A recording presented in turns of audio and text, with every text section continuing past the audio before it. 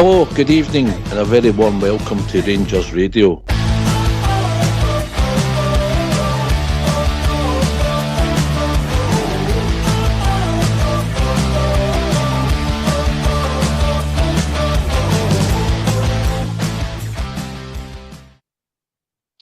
Hello, good evening, and welcome to Rangers Radio. Join myself, Foxshare, on the show this evening as a familiar face and a rising star of Rangers Radio. How we doing, Rob? And the rising star, AK. How we doing, AK? Evening, Ox. Evening, AK. Evening, Oxshare. Evening, Rob. Evening, Rangers Radio listeners. Yeah, we've got to laugh. I've got to try and put a smile on my face. Or I'm feeling a wee bit flat. Disappointed would maybe the word. Frustrated. A bit like a ball of sex life, AK.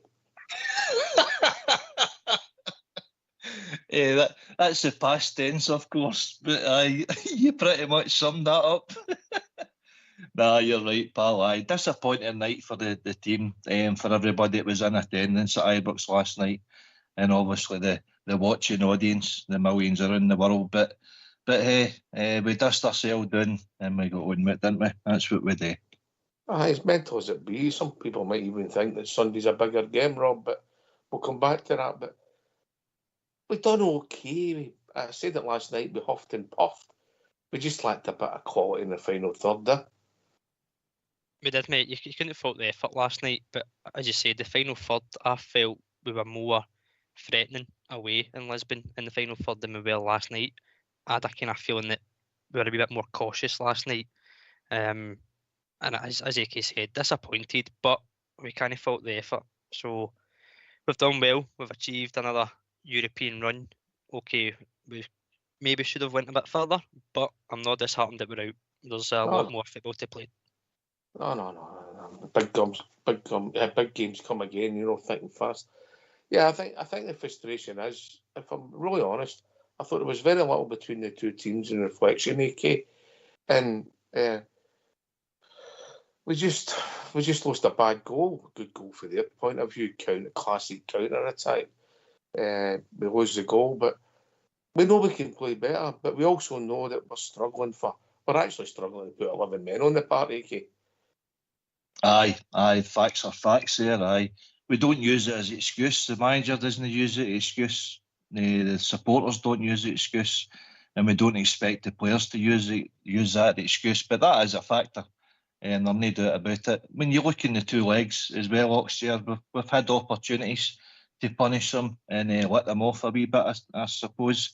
But you're losing a penalty, an own goal, and you go to say, from a defensive point of view, our corner kick, and to leave nobody at the back, you're susceptible. It's on the manager for me. It's on the manager. Aye. I thought the tactic was wrong.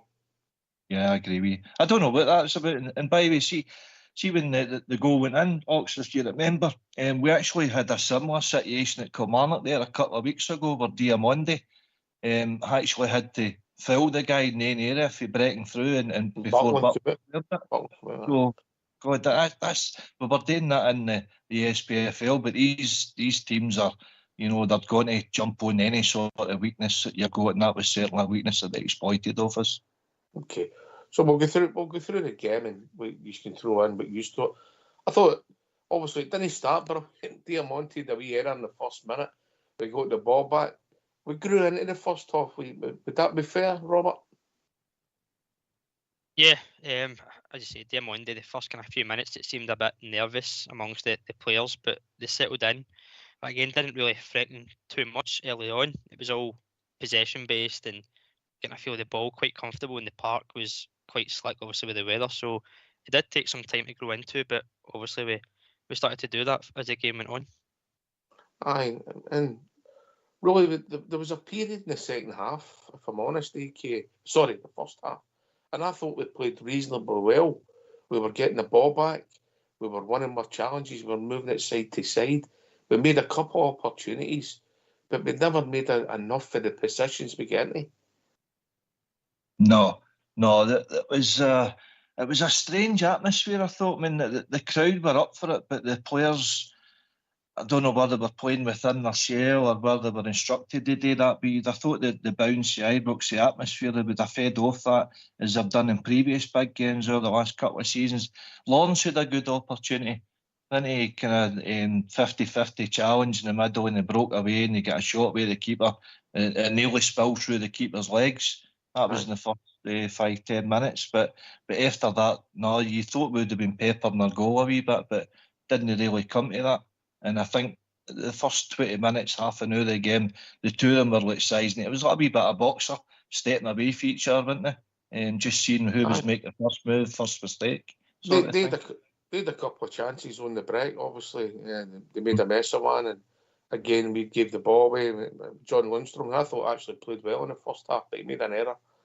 He bounced off him again, and he has done that a few times, and he broke away. But the criminal thing was he let, I think it was Di Maria, run away from him. But we had two big opportunities. Let me think. No, one big opportunity when we broke away in the first half, and obviously the ball went to Dessers and he missed, but he'd went offside. I did think at the time the pass was to maybe to right, if I'm being honest, but Dessers offside again, Robert.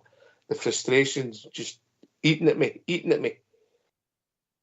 It's quite remarkable the amount of times he's caught offside, and I know he's trying to play on the last man because he's maybe not got that yard of pace extra to get away from a defender, but you've got to be watching your line there, and I do agree that the ball probably could have went to right because then it changes the angle and you've got a cut back across the Dessers, who at that point would be onside.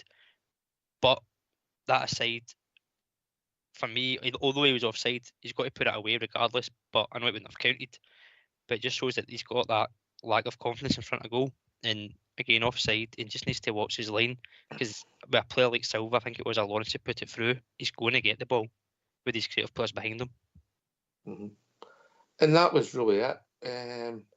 We've got to talk about our set pieces and the way we set up. I mean, that's really one of the major talking points that's come out the whole game, AK. You know, and listen, people see football slightly different. You know, you'll think Joe Bloggs is a good player, and I think he's not, and vice versa. That's the game, innit? It's all about opinions. But I've always preferred an in-swinging corner because it's got to be defended. If you don't get it right, anything can happen. I've always felt an out-swinging corner, if you don't get that right, sometimes you're clearing the lines for the defence.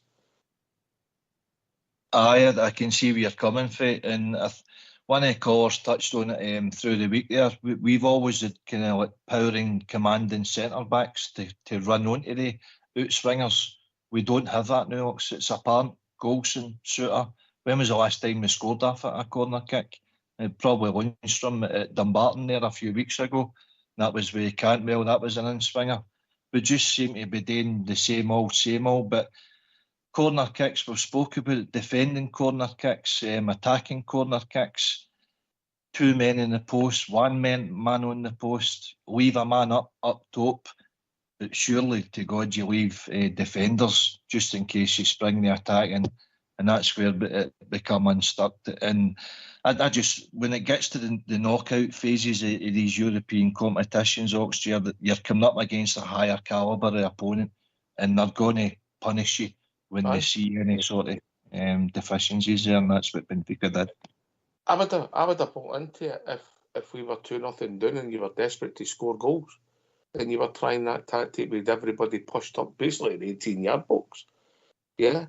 But listen, that game could always went to extra time, and you don't know where it went. But Robert, see, I was speaking to a couple of guys today, and we were chatting about it, and I was just saying, with the conditions, for me, you just put it in, you swing it in, and you see what happens, because the ball's like a bar of soap.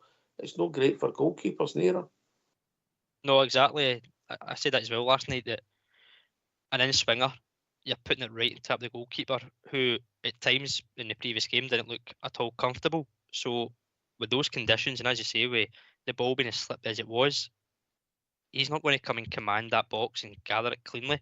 If he does, then fair enough, but you've always got that second ball maybe dropping inside the 6-yard box for somebody to just pounce on it and poke it in the net. So we kind of played into their hands almost by doing these setups from corners, and it is criminal to leave nobody at the back when you know that they've got pace that could damage you, and that's unfortunately what it's done is in the tie.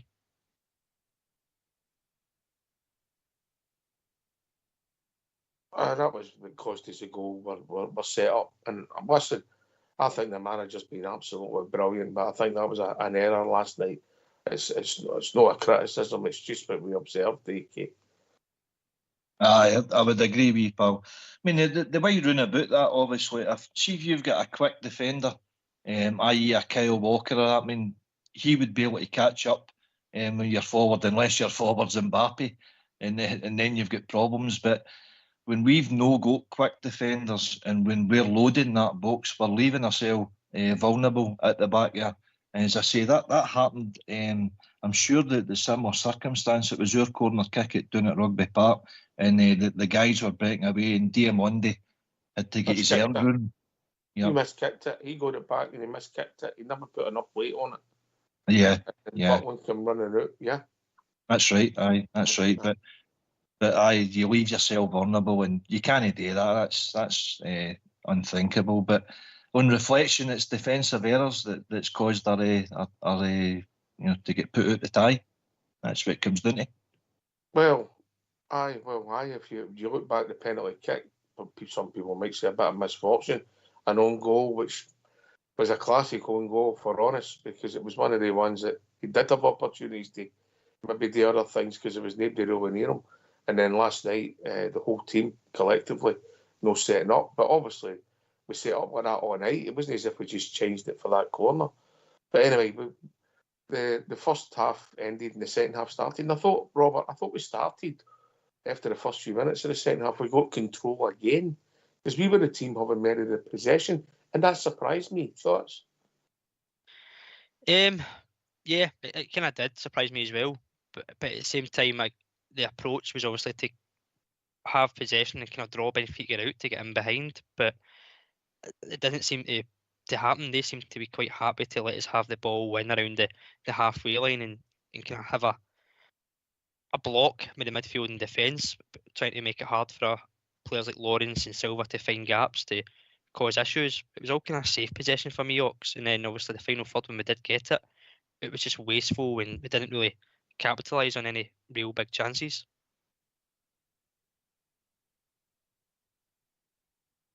In the second half, I don't know if we had any real good big chances, if I'm honest, AK. Just petered out, really. No, when you look at the stats here, Oxford, a wee glance at them before I come on, 60-40 possession, with plenty passes, with over 200 passes, more than Benfica, which suggests, as Rob's saying, we're just really passing it in an area where we're not hurting them. Benfica's came with a game plan to spring on us. I watched the game the other night where Atletico Madrid were home to Inter Milan, and that was pretty similar. Even though Atletico were the home team, they were actually quite happy to let Inter have the ball because they knew they could hurt them on the break, because they've got the quality players to do that.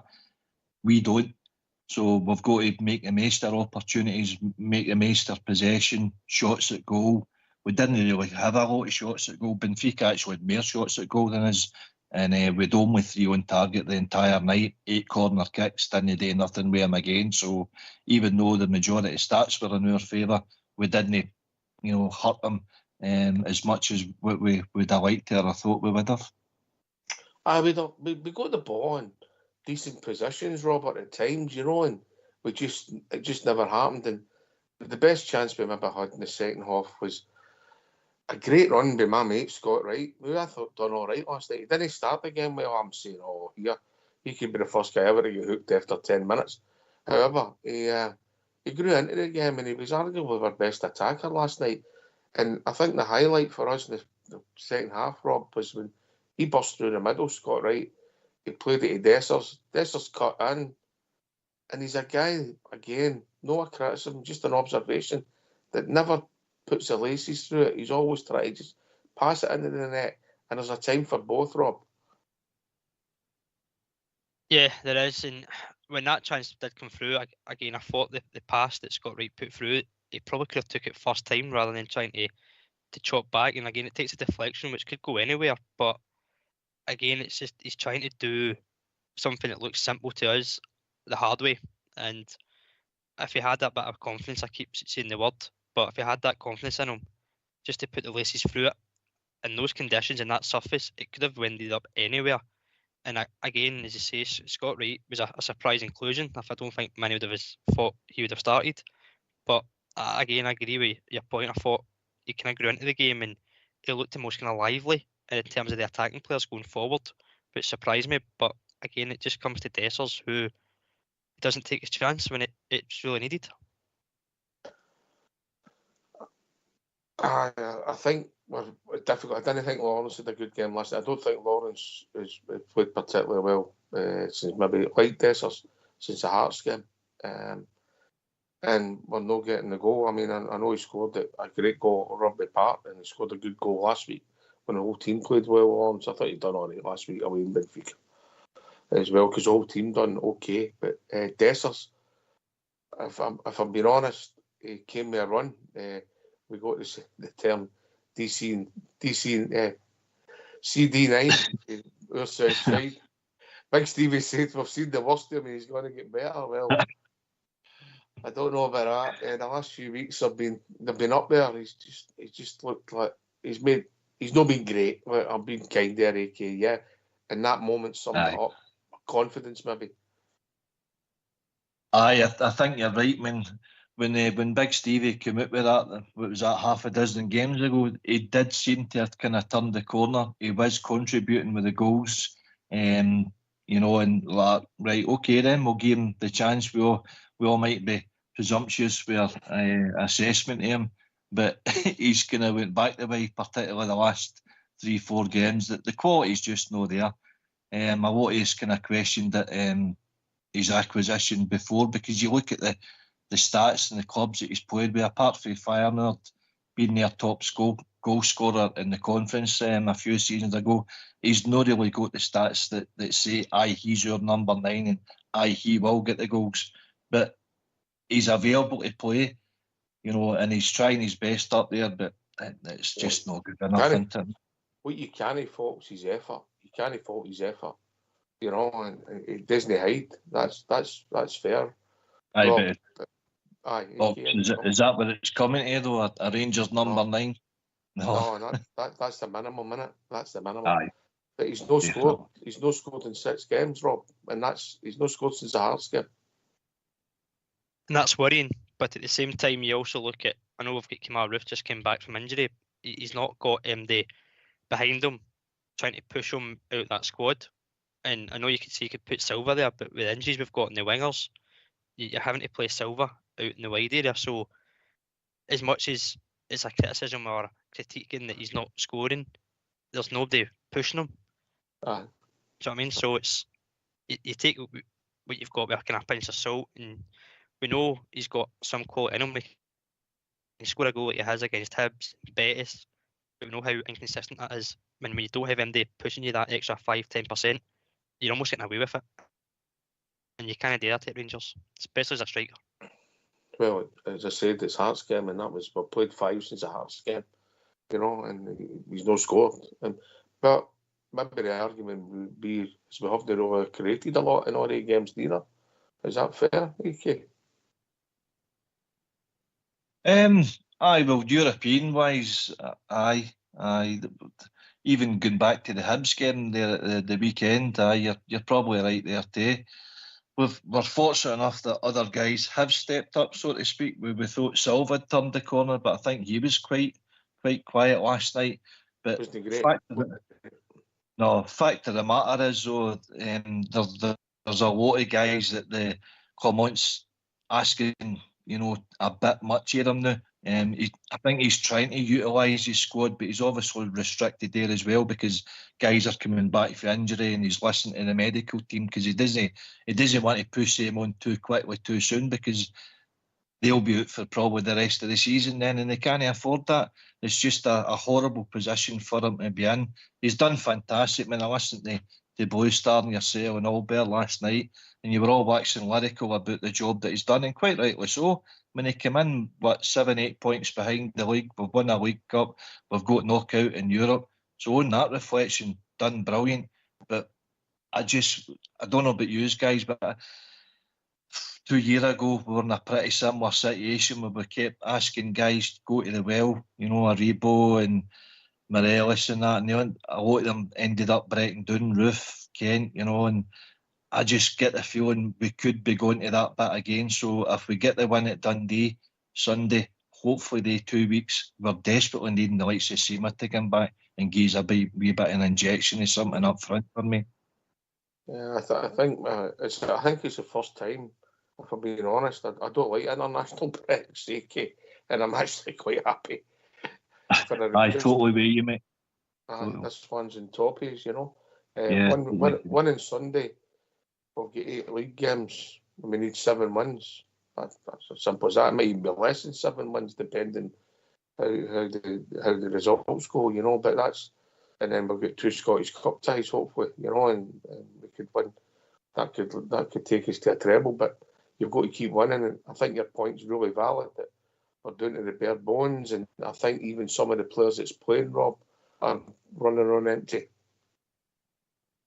Yeah, you can certainly see it. I noticed that obviously with the Hibs game. I know they went down to 9 men, and you would expect us then to go and get a few goals, but again, that seemed to be just run down the clock. There wasn't really an energy behind things. I think that's just coming down to late on in the season.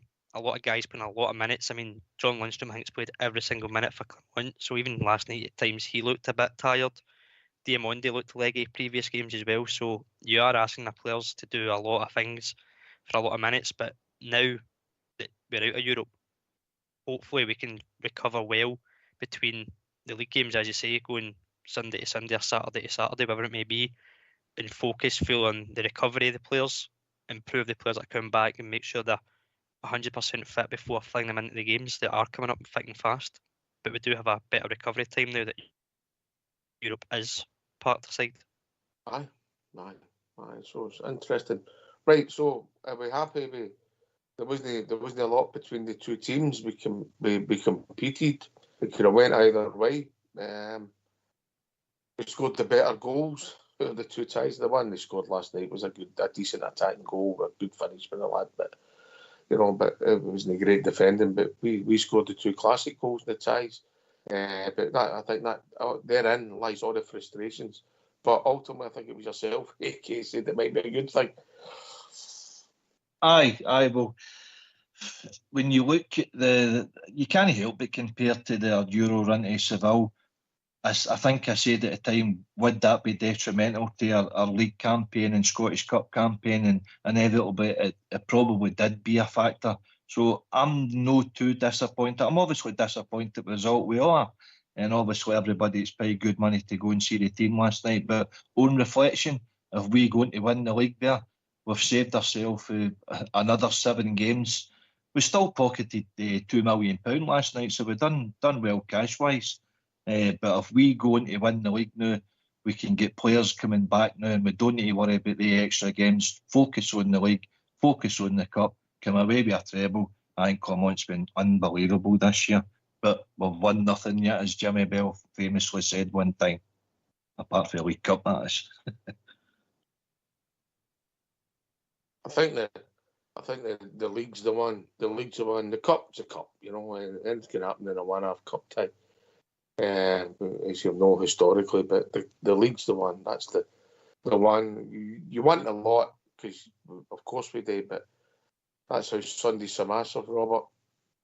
Check it off, rip it off, mark it off the fridge, do it on your wall chart, whatever you do, mate, but tick it off with a W next to it. Absolutely, and as Brisman says, the next game's always the biggest, and more so now that obviously Europe is done. You mentioned him. He was meant to be on the night. He's not trapped. I wonder if he's at Cheltenham. Is he with Alan Brazil? Carry on. Just let people know. No, as Bridge says, the next game's always the biggest, and as you said, the league is the bread and butter. That's the one you want to win, and considering where we were when Clermont came in, the fact we've got ourselves into this position to be leading the pack, then we obviously want to go in and win it, and rightly so, and have the bragging rights and everything that comes with it. But certainly, as you say, got to win the next game. Massive game, and no Dundee can be one of those teams where it's a cagey affair or you can go and blitz them. So a good response from the players, and I'm sure they'll obviously thrive that Europe is out the way and they can go and perform to the abilities they can. I know there's a few players coming back from injury, so it is time to get the league form back into business. And as you say, park it, get the players in over this international period. I don't think there's many actually being called away, Ox, is there, for their internationals? I know obviously Suter to Scotland, Silva to Portugal on the 21s, but I don't think there's many away, which is good for Clement to obviously get the boys in and training and recovered. I don't think there'll be any training for a few days after Sunday, mate. Yeah, I think they'll get, what do you think, maybe 3, 4, 5 days off, AK? Or as much leisure time as they possibly can. But listen, Ox, can I just say something before you move on to Euro? I think we can all be proud of our team's achievements, particularly in the last 5 years when we're contributing to the coefficient. And that, you know, we're 25th, I believe, in the coefficient table. If the other Scottish teams had contributed as much as what we have, then you could be looking at your champions going straight into, and that's what we done. You know, when they were winning the leagues that were having to qualify, it was only when we come back in and contributing and winning. I mean, our record, particularly at Ibrox, is incredible, as Big Stevie said the other night. So I think we can be really proud of our team's achievements in Europe. But we want to be getting. Even this season might take away to Betis, and as, if you like, a sort of knockout tie, because it was, wasn't it? Yeah, you know, incredible. Yeah. You look at the teams. You look at the teams' budgets that we're up against. We're still punching above our weight. The guys are comfortable in that environment. I will come unstuck, but I think we can be really proud of our team's achievement in the last 5 years in Europe. Where we come back in, look at progress Niedercorn and look where we are now. That says it all. It was 2018 when it started with Stevie G, and Europe became an adventure for us, and it's not really stopped. And I read that stat you've just posted already today, that we've collected over the country's 50% of the coefficient points this year, so we've done it again. Yeah, and all the extra revenue all the other teams have got, I'm sure they'll be thanking us for it, Robert, eh? Absolutely, because it helps them as well, doesn't it? So they're going to be absolutely over the moon at our achievement.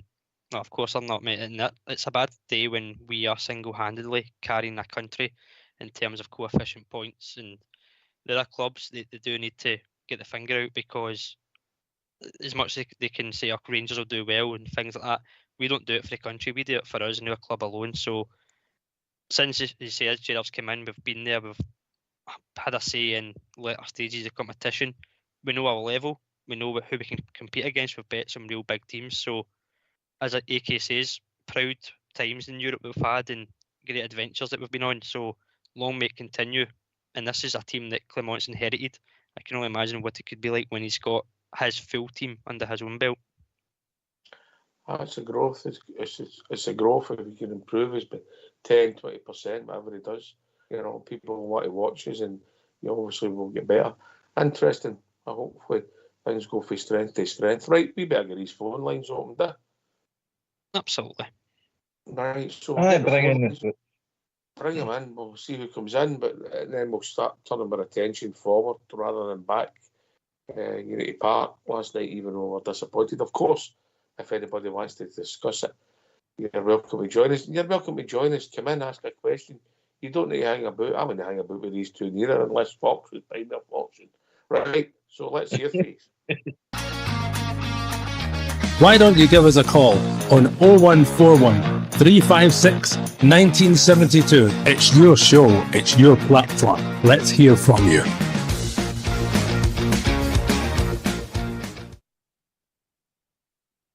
Aye. Went on it. Last 16 and we're never worried about the D away. It comes with the pressure, the expectation, the Rangers support, but that's the way we are. That's the way we've been brought up, and that's the mentality that the gaffer is giving to the team. So it's a good thing. It's a good thing to show disappointment, but obviously learn from it and show a reaction. That's what we're looking for now. we've come through a tough period of time in a short period with a lot of games. We've got one more game before we get earn a break, so to speak, and then we dust ourselves down and really go for it now, didn't we?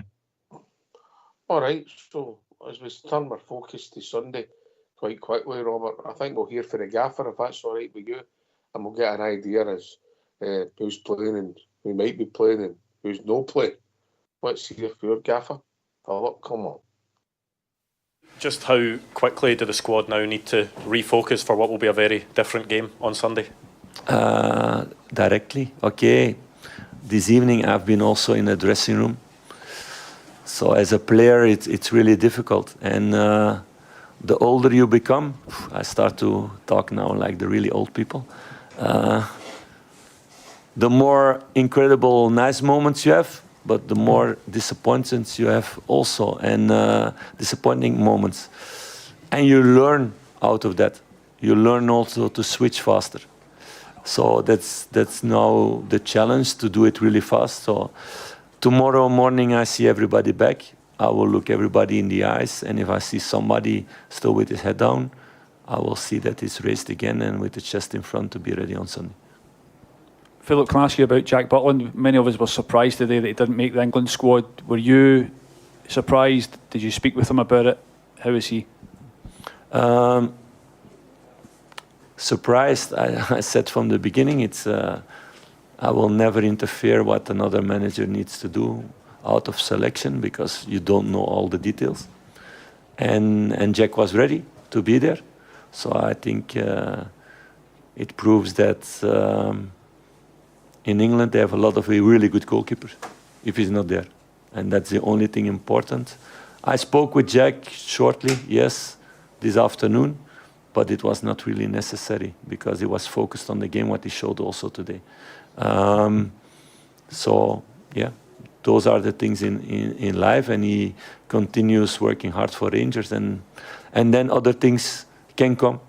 You create the possibility. I think the most positive thing is that last couple of weeks, a lot of things are written about that. For Jack going to the England squad, I didn't hear one person saying, "Ooh, that's a strange thing." So in that, he did prove already a lot. So he will continue doing that next month here. Whatever disappointment he may have, this can still be a very special season for him at this club. There's still huge prizes for him to go and chase this season. Yeah, but I don't like these talks about him. It's about us and everybody together. So Jack is not busy with himself.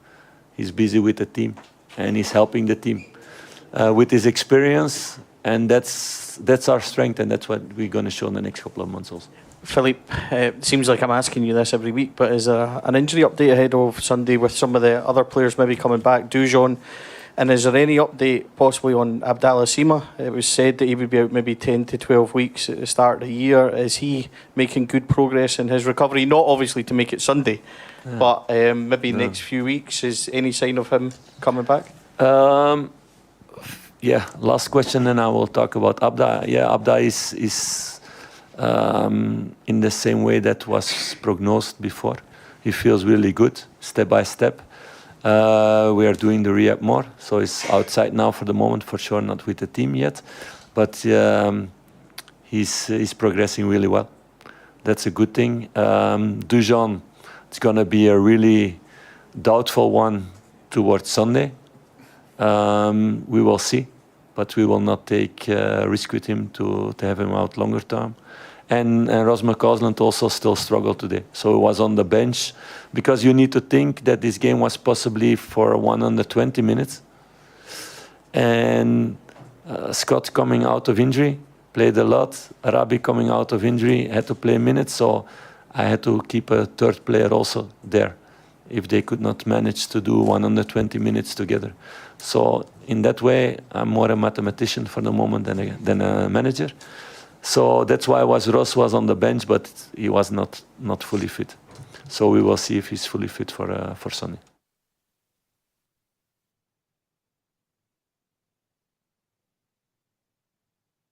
Right, I think we'll start with a big positive there, and I will get your thoughts on the Jack Butland situation also. The big positive is Seema's back training. He's not with the group, but obviously after Sunday we've got a couple of weeks, AK. Great news, mate. Great news. That was music to my ears when I heard that, because we're really missing the big man up top there. He's really missing his goals more than anything. Aye, it's one of them. It's going. If we're getting players returning, obviously he's saying that he's basically looking at utilising players for like so many, like 60 minutes for Cantwell, for or Lawrence, and then replace him with Cantwell. He's doing that with numerous positions just to fill out a game. That's how kind of desperate the situation. He's doing the same with Ruth, bring them on for Dessers, you know. So that's how he's saying he's made a mathematician now to kind of work out when to bring on his subs and how much they're going to give him towards the team. But it's all about results now, isn't it? It's always been about results, to be fair. But aye, he's got to use juggle. All the boys are up in the air, and we're going to look for certain players coming back. But Seema is a massive one. He's good enough to take us to the league title for me, mate. That's how vital I consider Seema. Right, I think it was his work rate and his goals we grew into. He didn't have the greatest of starts, but we really took to him, Rob. Yeah, quite a difficult start, and a lot of us were questioning why we actually brought him to the club in terms of what he was going to bring. But as he started to grow into the squad, the style changed with obviously Clement. He grew into a position and made that left side, that left wing position his own, and rightly so. His performances that he started to deliver, and I always go back to the game against Prague away, where he was asked to do more a defensive shift, and even in the latter stages of the game, he's still chasing back and putting in the effort, which you always want. And by adding the goals that he has, 15 goals this season, his assists, he's contributed really, really well. And as AK says, it's a positive news to hear, and he gets him back in, and hopefully in time for that Old Firm game where he could have an impact and have a massive say on this season. He'll be buzzing to get back as well. Aye. Good news, and obviously mentioned the other ones. I think we'll just need to wait and see. I don't think Sterling's going to play on Sunday, if I'm being honest. That was the vibe I got, AK. I think we actually missed him last night, so I think we've just got to do the right thing and make sure we've got him for the run-in. Aye. He brought him back early there to get him out for the game at Hibs, didn't he? We all thought when we seen the ice pack on his thigh at Benfica that he probably wouldn't be there at Hibs, but he did. He probably looked him in the eye and, you up for this? And the boy's going to say aye, because he's not what to let his manager doing, he doesn't want to let his teammates doing. But you've got to be honest with yourself. Sometimes you'll probably know your body, that you're still feeling a wee bit of pain or a wee bit of tweaking. Inevitably he broke down, but I don't think we'll see him. We shouldn't be risking him anyway, because he has become an important player. But you're probably right, his pace and power might have got back to kind of stop that goal last night. But credit to the young man. Hopefully we see him before the end of the season. But listen, Ox and Rob, I was wanting to see if we do get Seema coming back. I know you said he's cutting in for the left-hand side. Do you know, I think we're looking at him to be a centre now to replace Dessers? Well, I've said that before on the show. I wouldn't mind seeing him through the middle, but he's not really played there for as much. Rob? Yeah, you're hitting on the head there. He's not played there for as much or at all, so it would be an absolute curveball by Clement to put him up there. I think when he does come back, you probably will see him on the left, and you might even find Silva moves to the right, or kind of more central as well. So it adds a different dimension to that forward line. And as you said, we've maybe not created enough chances, and he could be one that sparks it. Cortez had done enough for me in his few games to kind of bring that spark, but certainly Seema is a different type of winger. So if you get him back and is willing to go after the international break, then I think it would be hard not to put him in from the start. It's just where, but I don't think it would be up front. I think it would be either on the left or on the right.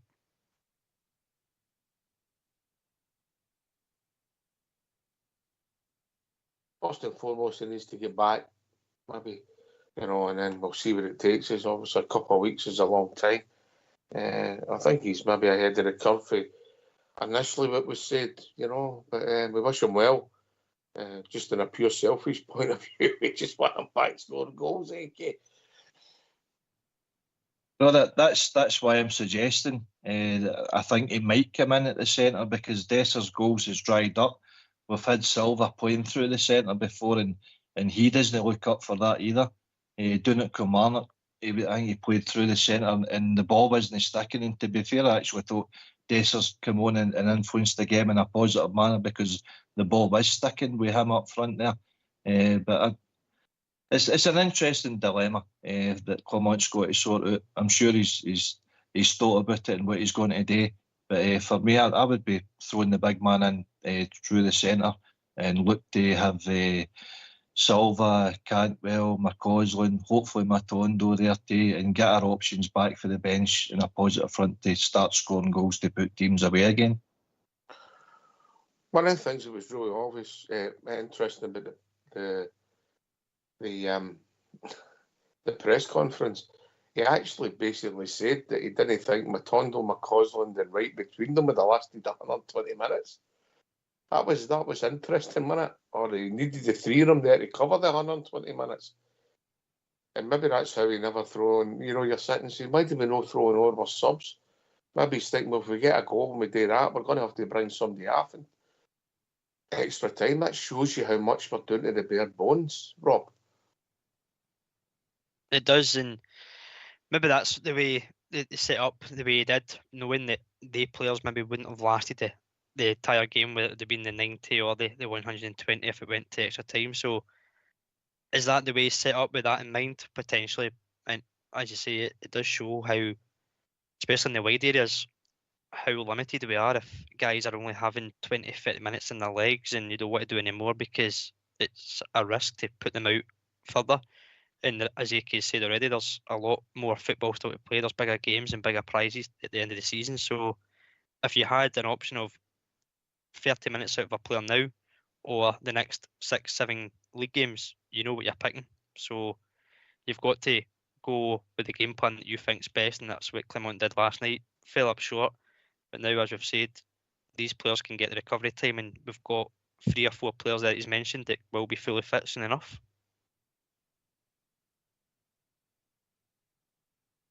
Aye, fair comment, mate. Right, come and join us. It's your show. It's a phone-in show. For us to work, we need you to phone in. 0141 356 1972. Give us your thoughts. You're welcome to talk about last night, of course, if you want to go back to it. Also talk about manager's press conference. Talk about how you think it's going to go in the run-in, starting with Dundee on Sunday, which 12 o'clock on Sunday. I see what the authorities done there. We had an early kick-off last night, and we thought, we'll give them an hour and early kick-off on Sunday. Yeah, nice of them, AK. Oh, aye, they're always thinking about the Bears. That 7 o'clock in the morning journey, or 8 o'clock whenever it starts. I don't know if the Rolls and Shotport and the Tequila Rose will be out this weekend, right enough. I think the big man suffered there last week. I think at 12 o'clock he'll still be in Bible class this Sunday. I know. It's not very, shall we say, supporter friendly. It's all about TV, isn't it? It fits in with their schedule. But, also the team, mate, isn't it? Also the team. No, I know. Aye, Dundee's had a full week to prepare for it. Us going up there. I take it we'll be staying overnight the Saturday night anyway, so it's not as if they're spilling out their bed at whatever time, so they'll be well looked after. They're professional football players. We just asked them to go to the well in another 90 minutes and get us that much needed victory. Aye, to give us that step, spring our step, Rob, as we move to that international break, Yeah, finish it on a high as much as possible. Obviously, we're disappointed with the defeat to Motherwell and then the defeat to Benfica, but if you can go into the international break still top of the league with, as you say, 8 games left to play after that, so you're in a good position, and it's a position that we didn't think we would be in 5-6 months ago. So important to get the 3 points, and especially with them playing before us as well. So, but as it always is, we need to focus on ourselves, and as yourself and AK have said tonight already, the reaction's the important thing as well. And players will have to go to the wire yet again, depending on the players' fitness and injuries after last night in recovery. Aye, we are down to the bare bones. Do you know, I touched on it last night, and I thought he had an excellent game last night. John Suter. I know he's made a few errors at times when I've been critical, but I thought he had an excellent game last night, Robert, and AK. Yeah, I actually thought, for myself, from a Rangers perspective, man of the match, I would have gave it to John Suter. I thought he dealt with the forward line of Benfica quite well, and as you said, he's had a few ropey moments of late in the league and had a mistake in him, but last night he looked very assured. And we mentioned earlier on about set pieces. If you're doing an in-swing corner, I would put a boy like John Lundstrom right on top of the goalkeeper, John Suter, right on top of the goalkeeper, because he's a big lump of a boy, so he could cause a lot of issues there in the box. And we know these corners that we're putting in, they're maybe not winning them to get a chance, but if you've got somebody like him on your goalkeeper, you can pose a threat alone just standing there. But defensively last night, I thought he'd done pretty well, and obviously wanted to kind of rectify the issue of the error from last week, the penalty, which in my opinion was obviously hard done by. So we know he's capable, Ox. We know he's capable of being that kind of solid unit with Goldson next to him, and it's just getting these mistakes at times out his system. But we're all human, we all make mistakes, and it's important that you will learn from them and move on. I thought he was actually decent on the ball last night, AK. I thought he was outstanding, Ox. I thought it was one of his best games in a Rangers jersey for us. The thing that impressed me more about him was he was confident enough to stroll for defence into the midfield and penetrate attacks. He's done that a couple of times already this year. I think up at Dundee, the last time we were up there, he had a good cracking run and I think a goal came out it. But it's the confidence and the comfort factor he's got on the ball. He's basically doing probably Lundstrom's job. I noticed Lundstrom was kind of dragging him in again and splitting him and Goldson. But Suter was basically doing his job for him, working into midfield and looking to contribute. Very, very assured and efficient job, I thought, what Suter did last night.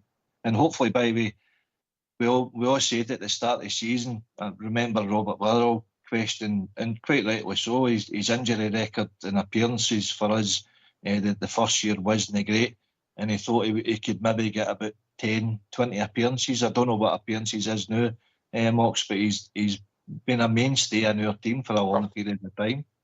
I'll tell you exactly, mate, if you just give us a couple of seconds, we'll use to debate it. You know, I would arguably say he's a form centre-half. I don't know what you think, AK, then, Robert.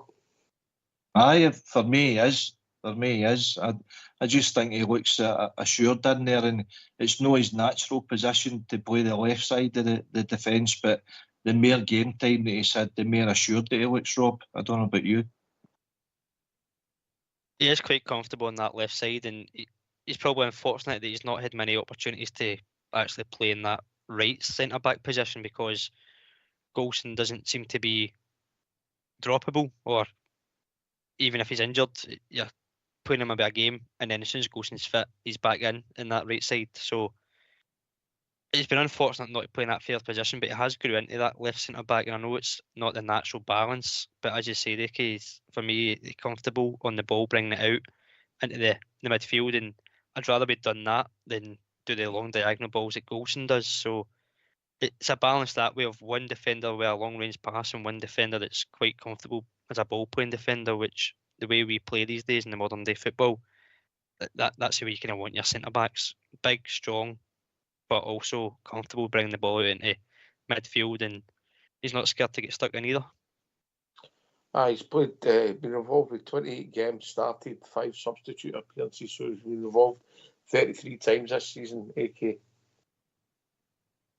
That's pretty good stats, I would say, and certainly, answers a few questions that was questioning his availability, his durability.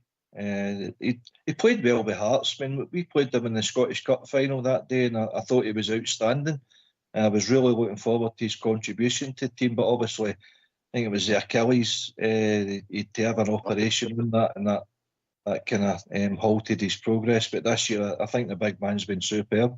Would you consider resting Golson for the weekend and bring in Balogun? No, I think he'll go with Golson and the two of them, mate.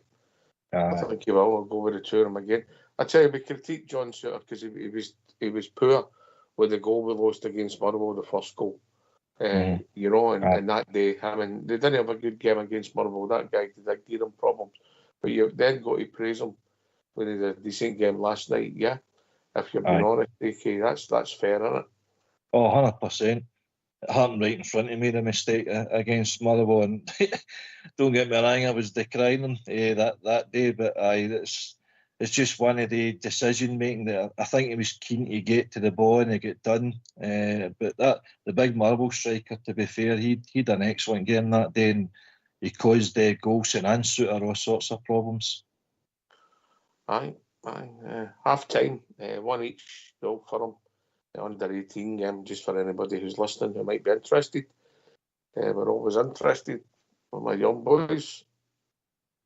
Wish them well for the second half. I'll go give a shout out to Joe Potter's ladies team. Hopefully they can get a result of the weekend, Robert.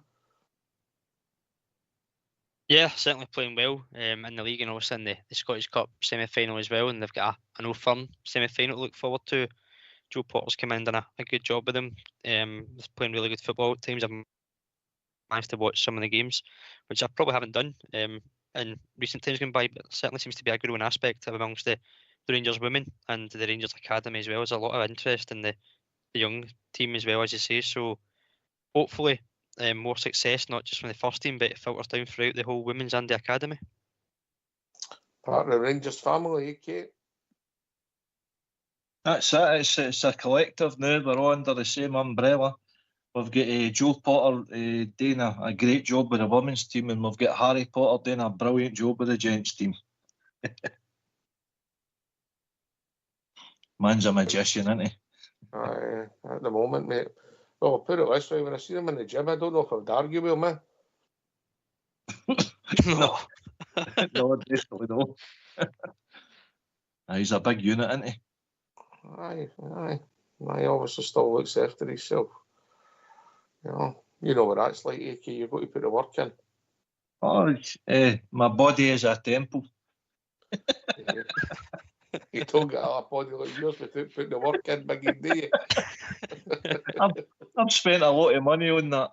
Kebabs, pizzas, curries. Stevie's pies.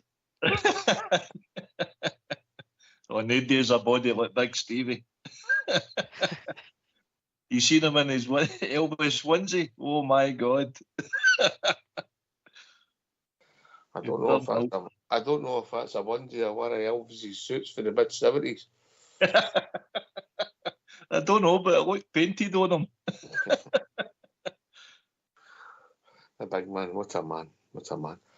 Right, as I said earlier, it's a phone-in show. For this to work, you need to phone in. Anything Rangers related, 0141 356 1972, as we build up to Rangers away to Dundee. And right, so you've heard the manager. Are you thinking, Robert? Are you going to be radical with your team selection, or going to be safe? You're thinking. Don't name it. I'm just asking what you're thinking.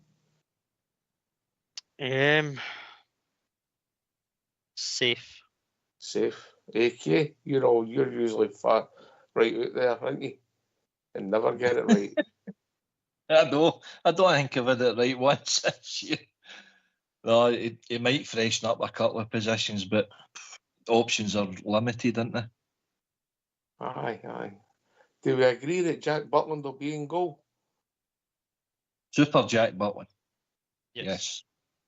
Right. What do you make of Gareth Southgate deciding he's got better formed goalkeepers than Super Jack? AK. I think it's just a reflection on the league that he's playing at. Unfortunately for Butland, his stats are there. They're better than the goalkeepers at Southgate's disposal. But it's the levels that you're playing at. Butland, the only way that he can, influence that sort of decision would be his European performances, and to be honest with his European performances have been pretty good as well. But unfortunately, out of sight, out of mind, so to speak. The other guys are playing the English Premier League. They're at the other end of the table, probably, for where an England goalkeeper should be. From his point of view, Everton down at the bottom, Crystal Palace down at the bottom. Can't mind where they are, guys, but it's just a reflection of our league, I think, more than Jack Butland himself. But what I liked about Butland is he actually came out to the media, and he was forefront in his opinions, and he was, he answered the questions. He wasn't hiding away. He wasn't despondent. So he's still showing a good attitude. He's a class act, a goalkeeper, and we are thankful to have him. Robert? I pretty much echo what AK said. He's obviously been overlooked because of where he's been playing, but his performances have obviously, in my opinion, merited a call-up. But I suppose the silver lining is that he's not going to be going away to these friendlies with England, and there's less chance of getting injured or going to a training camp, because you know what can happen when players are called away. They can pick up knocks left, right and centre. I know that can happen at the clubs as well, but it always seems to be at this time of season there's always somebody getting injured, and if it's your main goalkeeper who you've relied on at times and won his games, and just the person, never mind the goalkeeper, it's the person that he is, then it's certainly good for us in that sense. Disappointing for him personally, because he is, as AK said, he's outperformed the goalkeepers that have been picked. So he'll get his chance again, I'm sure. But as I said, his attitude when he came out to speak to me last night was spot on. As soon as he got told he wasn't in the squad, it was business as usual for him, and that's pleasing to see. He wasn't disheartened, and he went and continued his business as he has done and will do out for the rest of the season. I think the England managers made a mistake. I'll be honest with you. I'm actually maybe glad from a pure Rangers point of view. It would have been good for the club, for a bit of prestige, for to have him there, and we would have made a deal with it. But if I'm being honest, I'm quite happy he's getting the rest. So he's refreshed. I know it's a different position, but I'm quite happy with it. I don't think people might look at Southgate's record and all that. I just think there's something missing with him for them to win a tournament, and he's the best English goalie in form at the moment, in my opinion.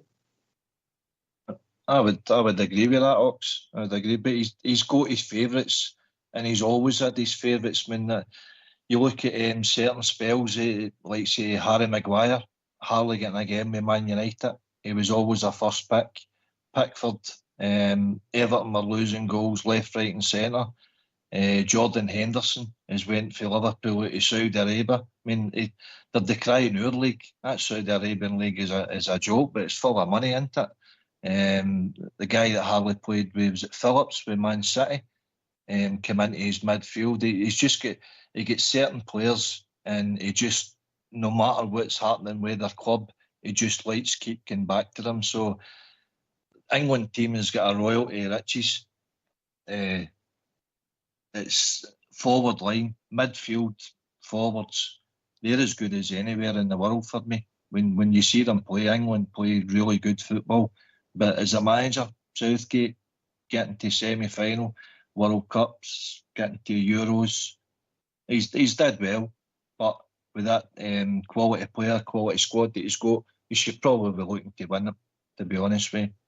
Because you look at a Spain or a Germany, Italy, they're not as strong as what they used to be. Even Holland are that now. So, aye. It's, as you say, it's their loss, but it's your gain. The only downside is, what about Butland? What does he think now then? If he really wants in that England team, does he need to move back down to England? Or is he happy? Is he satisfied with what he's doing at Rangers? Because that's the burning question in his head. I think we'll go to the tune shortly. I'll let Robert come in briefly, but I don't think he moved to us to revive his international career. It's just that he's done so well for us and also done so well in Europe. Robert, briefly. He came to us to play football, and that's what he's doing. If he wanted to sit down in England with the wages to try and get into the international squad, he would have done so. He's came to us to play football, and that's what he's doing. He's performing for us, so it's as simple as that.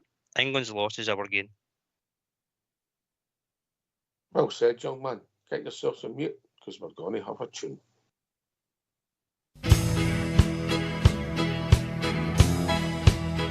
I'd been in exile for some years, and my eyes filled up with tears when the Rangers came to Wolverhampton town. So I took a trip along just to hear some famous songs when the Rangers came to Wolverhampton town. I stood there all alone while the boys all down from home sang of Rangers, that team of great renown. And a sight I'd never seen when they sang God Save the Queen, when the Rangers came to Wolverhampton town. There's not a team like the Glasgow Rangers, one of the famous songs they sung. And a sight I'd never seen when they sang God Save the Queen, when the Rangers came to Wolverhampton town. Now on the field below, the boys put on a show, the likes they'd never seen at Molyneux. And it's football, it was grand, from Macmillan, Scott and Brand, when the Rangers came to Wolverhampton town. There's not a team like the Glasgow Rangers, one of the famous songs they sung. And a sight I'd never seen when they sang God Save the Queen, when the Rangers came to Wolverhampton town. Now the league flag must come nearer with men like Bobby Shearer, the way he played at Wolverhampton town. And the world forever after would sing of Jimmy Baxter, for on his head they placed that noble crown. There's not a team like the Glasgow Rangers, one of the famous songs they sung. And a sight I'd never seen when they sang God Save the Queen, when the Rangers came to Wolverhampton town. Now I knew it had to happen, I heard a mighty roar, the famous Glasgow Rangers they had scored. And the sky was white and blue, Wolverhampton shook right through, the loyal rampant Rangers had come through. There's not a team like the Glasgow Rangers, one of the famous songs they sung. And a sight I'd never seen when they sang God Save the Queen, when the Rangers came to Wolverhampton town. When the Rangers came to Wolverhampton town.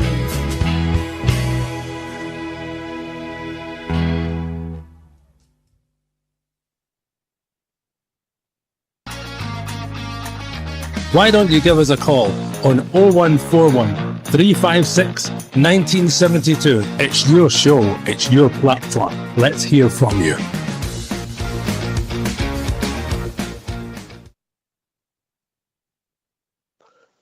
Hi. As we talked about international players, it's called up CD9. Did he get called up with Nigeria? Is that right? Is he away for a couple of games? Was he going to be with them? I've not followed it closely. I think he got named in the preliminary squad. I don't know if that was the final squad or not, but I did see his name mentioned in amongst the call-ups. I wonder what happened. They did kidnap him the other AK, didn't they? I think there'll be a few Rangers supporters willing to put themselves up for that. Oh dear. Yeah. If he's going away, we wish him well, you know. He is one of our own. It's difficult not to feel frustrated, but hopefully he can get a couple on Saturday, Sunday for us, you know, get away with his confidence high. It doesn't seem as if he's short of confidence, does he? Just digressing a wee bit. It's just ability. You're probably right, and that's not a good thing to have. Confidence is there, but no ability. But I thanks Michael Beale for landing us with that one. We get rid of Cholat, we get rid of Sakala, and we bring in Lammers, Cifuentes, Dessers. Oh God, man! But it is what it is. We can't do nothing about it. Clement's hands are tied, and he needs to utilise the squad as best as he can. I think we're hoping that Roof, the mere minutes he gets, is he going to be able to start again soon? I don't think he's going to start him at Dundee. I think that's too soon for him. I think we were hoping Lovelace would make some sort of... That boy needs to go away, get himself fit. Lovelace, forget about playing. That's the second hammy, and it looks a badging. This one, he's just going to go away. I would say this season's finished for him. Get ready for pre-season. Make sure his rehab's done properly. And for his career, mate, because when you're a pacey player, hamstring worries at such an age, mate, is a big, big issue. Aye. Well, I remember Michael Owen having the same sort of... I know it's different levels, but he was all about the burst of pace, wasn't he? He was a fantastic young striker, but he had the same hamstring problems and he was never the same player again. Great striker, a great finisher, but you don't have that pace. I remember speaking to Martin Steen about his dad, Colin, and he said the latter years he kind of lost that first yard. He says it was vital, because if you get in there away for your defender, as soon as you lose that first yard, your game just isn't the same. Aye. I get it, especially at top level, you know, but and if it is a muscle thing, it just doesn't come, and then confidence goes, Robert, doesn't it? You know, if you're a pacey player with hamstrings. Aye, exactly, mate, and I agree with your point there about the season just kind of being over for him, and as much as it might be frustrating for him, it's probably best, as you say, to do so, to let this season kind of draw out as it is and recover. He's got nothing to prove this season. He knows how highly he's regarded within the youth academy and what Clement thinks of him, and he knows that he will be amongst the first team training, and if he is good enough in the training, he'll get his chance in the first team, or at least in the match day squads. So go away and recover well and come back pre-season, and you never know what's going to be there for him when he comes next season. So a boy with a lot of potential that we've been crying out for a while from the academy. All right. I think it's only right. We play what everybody's been waiting for all night, AK here. Oh yeah, beauty. As if I've no lost enough money at Cheltenham. Let's hear Southside Super 6.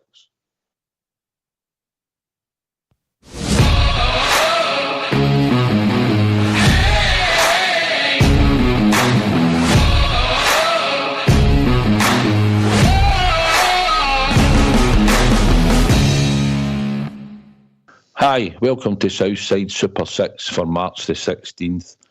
This week's selections is over 2.5 goals. So the first selection is Ipswich, Sheffield Wednesday, West Brom and Bristol City. The third selection is Peterborough and Portsmouth. Fourth selection is Queen's Park and Raith Rovers. Fifth selection is Partick Thistle, Greenock Morton. And the sixth selection is Plymouth and Preston. If you take all six, it pays 30.5 to win.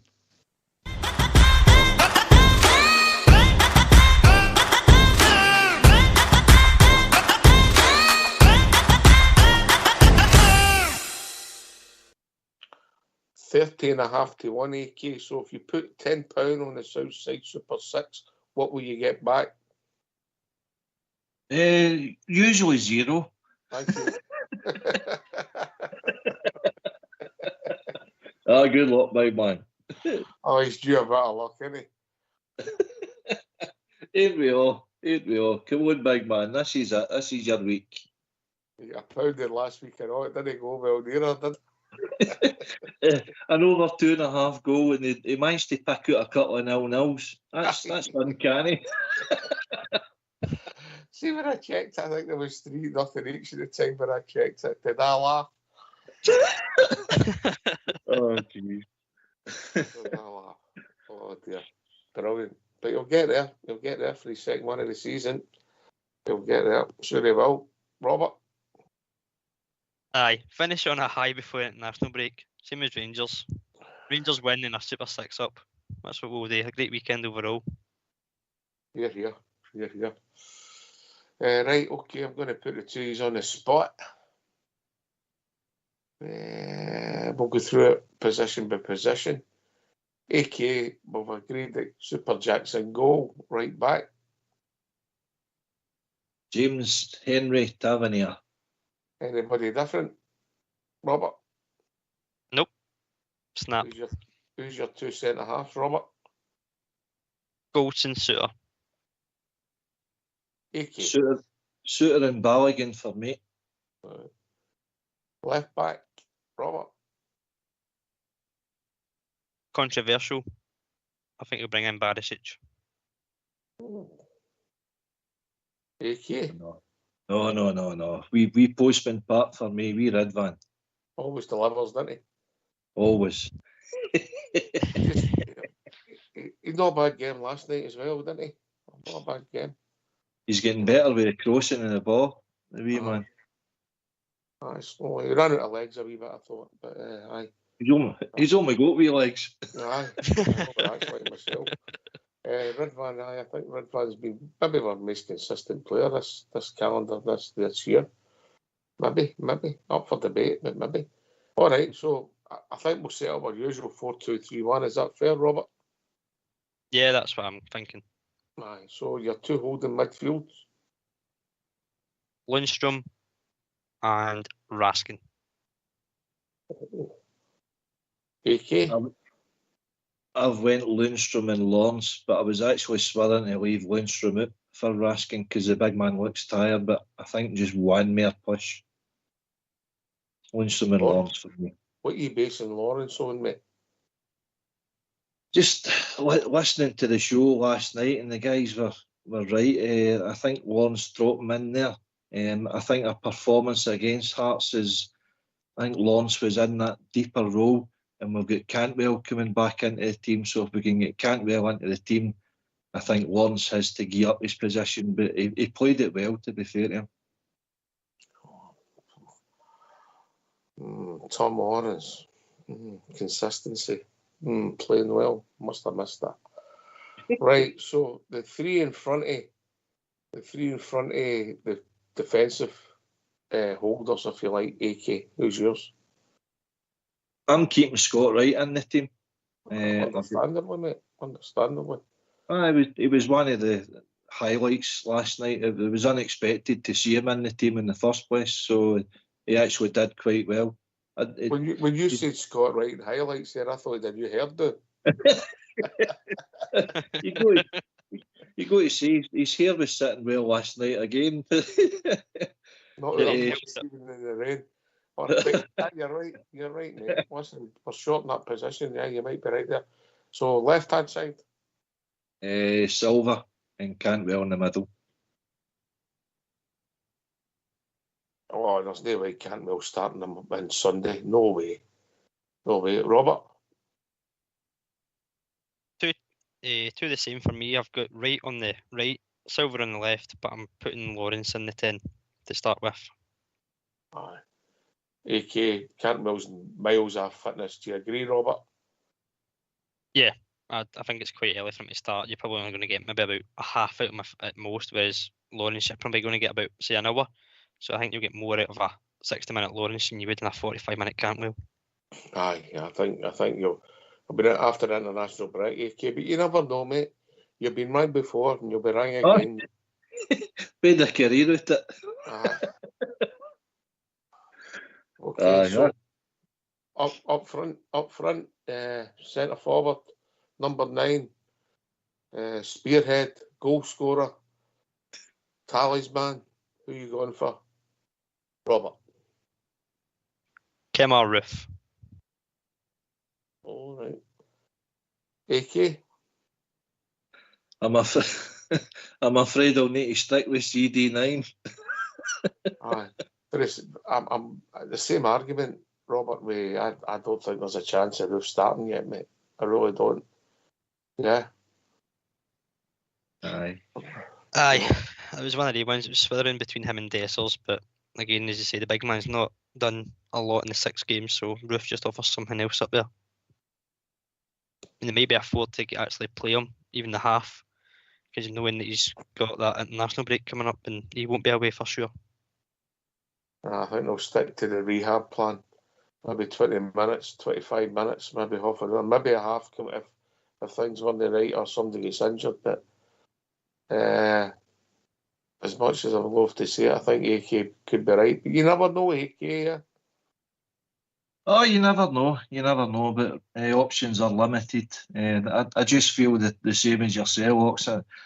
I would like Roof to play a 90 minutes, but you don't know where he's going to break down. How reliable is he? What is his GPS system tell the medical team? All these sort of things. That's where the manager's getting frustrated himself, when he becomes a mathematician to work out how much game time are these guys going to play between them for each position. When last week at Hibs, would they bring off Sterling to put on McCausland came off to put on Matondo. You know what I mean? You're using 3 players for one position in the team there. So. Aye, I get what you're saying. Listen, I think Roof will maybe definitely play a part. I don't think he'll start, Robert. But by the time, listen, let's be honest, I don't know how many games that he must have played in a row. He must have been involved in maybe 6 or 7 games in a row, and then a 2-week break. If he's no fit after that, well, when's he going to be fit? No. And the same goes for Lawrence. Only can play an hour. After this and with the break and all that, things have got to move on. I've got to. Robert? Absolutely, mate. But I think it's just an accumulation of the amount of games that certain players have had to play over time. And you mentioned obviously Roof and Lawrence there. They're 2 players that have had their injury issues. So that's obviously in the past, but they've also tried to build on that. And that's when it comes down to these extra games. And when players are injured, like the likes of Cantwell in particular, Lawrence needs to come in and maintain that position. So you're asking him to go to the grind when you know that potentially one knock and he could be out as well. So it is kind of being cautious with these players. Aye. And I've never forgave Aaron Ramsey, but we're getting him back. We're sending Matondo to the Wales squad. That was a shocker. Anyway, we've been joined by old Davy. How we doing, Algie? Evening, boys. Evening, Oaks. Evening, Alec. Evening, Robert. Evening, David. Evening, David. Good to hear you. Just a wee point what you were talking about earlier. You know, excuse if you hear a bit of chuckling about here. I've got a sweetie in my mouth. It's pretty rude to come on the phone with a sweetie in your mouth, isn't it? It's all right, but it's a lovely, nice mint eclair. But anyway, what I was going to say is the thing after, okay, we move on to Sunday. My worrying point at this moment. It wasn't me. It wasn't us. It was him. Whatever he does. Robert, you get a time bomb in his phone. I reckon I could put that on and it would come in before a Southside Super 6. Oh dear. He'll be back in a minute, mate. I hope he's no joke to these. What did he say? What was he eating? Was it a mint imperial? What did he say? I'm back. This is a sabotage job. I don't care. Picking all the old guys. I don't know what to say, so I'm here. Right, go on then. What were you going to say, mate? Right, the thing that was picked up on is we're talking about the boys and yourself. We're talking about people coming back. I don't think. I know it's. To me, it's they're not fit enough coming back. That's my worry, because if you look at the 3 players we brought in there, they didn't influence that game at all. And I think that's one of the reasons. They're no match fit. They might be fit to go out and run about, but they're no up to speed.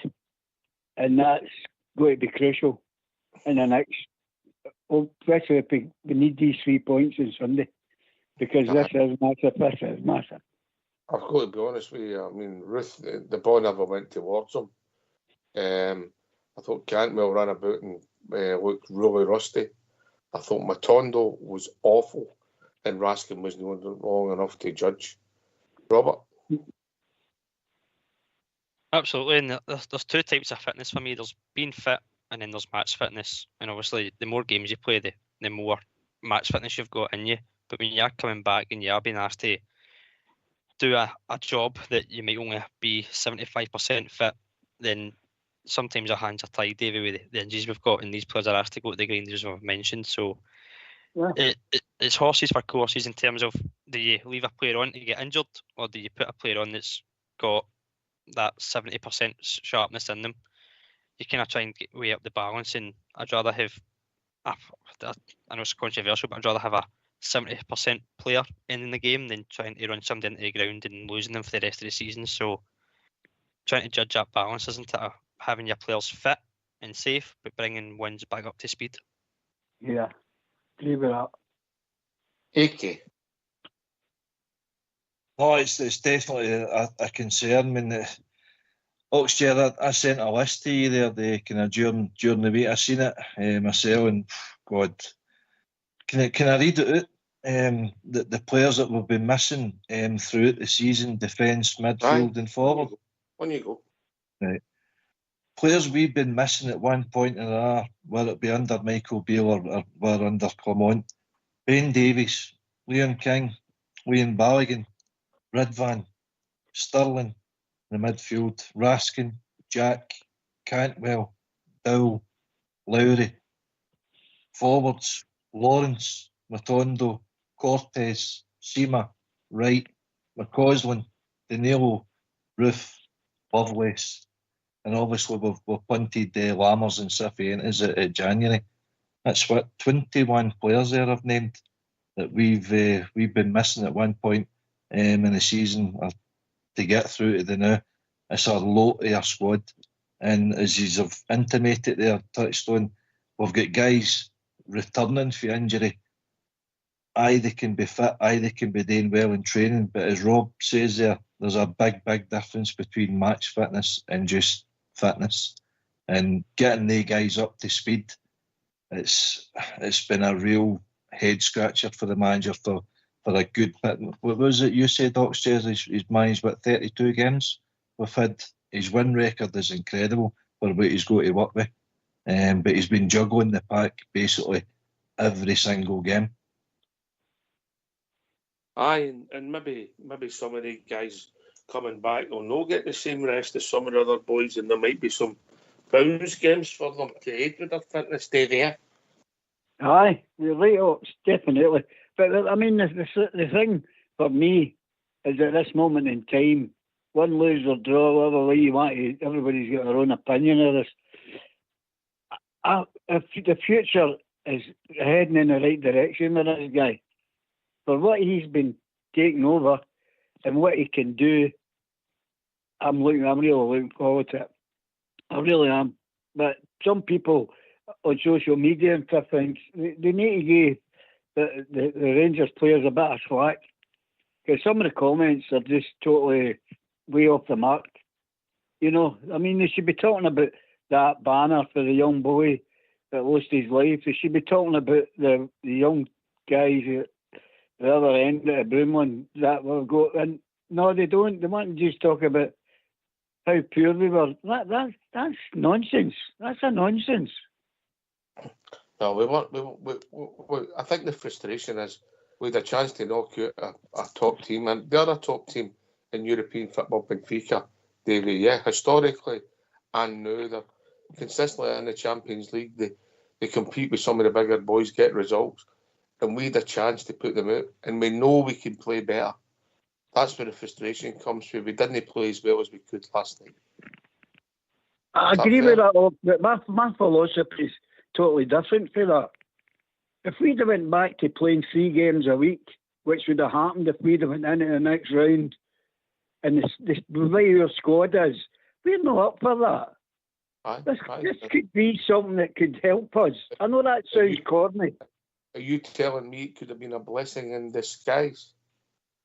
Well, as far as I'm concerned, I know that sounds defeatist, but to me, if we can get them up and ready, get these 3 points in the bag, get 2 games a week, without having to be all the travelling, what could be involved, we've got a better chance of winning that league, and that is going to be the number one priority, and the Scottish Cup, because that treble's there to be won.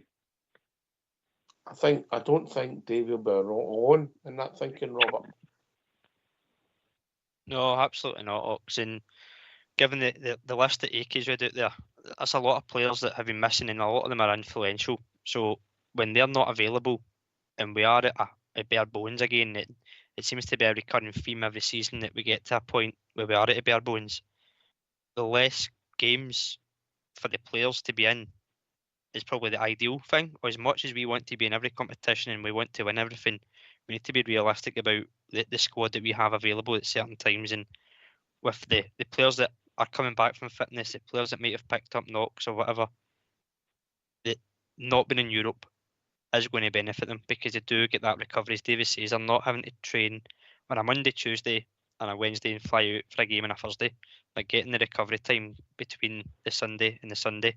And I think between now and the end of the season and league games, I think is it one midweek we've got, and that's in the split. So it is going to be every weekend that we have a game now, and we can really focus on that and get the players to be the squad depth and get quality again. I'd say same point to your good self, AK, that I think Davy's point, he won't stand alone. No, you're right, and Davy's right. Listen, our club, you know, the mentality that we have as a club, we're proud of. We're proud of our players. Our supporters hold up these standards as well, because it's came for generations of successful Rangers team that's collected trophies after decades. So it's instilled in us, you know, but is that also the detriment to us as well? Because we're victims of our own success, so to speak, because of the amount of games that we keep having to play because we're doing well in Europe. See, I know we don't like talking about across the city, but see the way they've went about the last 12 years. They've been pathetic in Europe. In fact, the last 20 years, at 21 years, the last time they won a knockout game in Europe, Ox. But see, because of that, and they're getting to the European competition. After Christmas 2003. Aye. Yeah.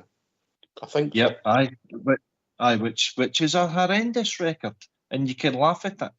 But as a kind of the other side of the coin, they've picked up domestic success because they don't need to worry about all these extra games. And you look back at Seville, or run to Seville, was that detrimental to your team with the amount of games that we had to play in the short space of time because we lost important players in that run-in? You could also go back to Manchester 2008 with the amount of games that we had to play in a short period of time. We run out of legs for the league as well. Ultimately, we didn't win the European, but getting there was massive prestige for the club.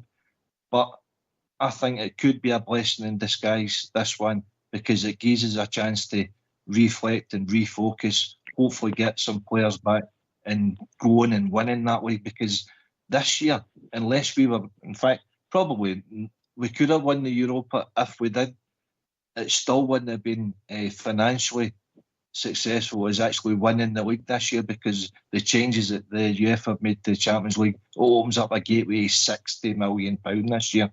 So this is massive, this league, compared to previous ones. Yeah, but did the winners of the Europa not go straight in? I've not checked that out. I'm saying that off the top of my head. Oh, you're right. You're right. But what's the harder to win? The Europa League or domestic league? Listen, I said when we drew Benfica with a 35% chance at AK, yeah. Yeah. So therein, how difficult is it to go in and win the trophy? But when you get in the quarterfinals, you never know. But listen, it's gone now. Is David right? That's the question I'd ask you. Is it the first time that all Davies phoned up the show and been right? Come and join us, 0141 356 1972 as we move into the last half hour. Yes, I'd be interested to see people's thoughts. Davey, I think you're spot on, mate. Well, I'm just calling it as I see it, Ox. If you're going to be realistic, you can have all the high in the pie dreams in the sky if you want, but I wasn't looking, even if we'd go through. Imagine us getting Roma, Liverpool and all that, and then taking a right cuffing. What would that do for the morale? And what would that do for the the legs of the players. That's the way I'm looking at it. We've done marvellous to get to this point, and they've done us proud. I mean, look at the game with the Cypriots. I mean, who thought we'd even get to this, the Betis game? These are all great achievements and underachievements. So to get where we are, that's our level at this moment. And we've got more to win than what we have to lose. That's the thing. And you can't throw it away just for the sake of we're in the next round of the UEFA Cup. No for me.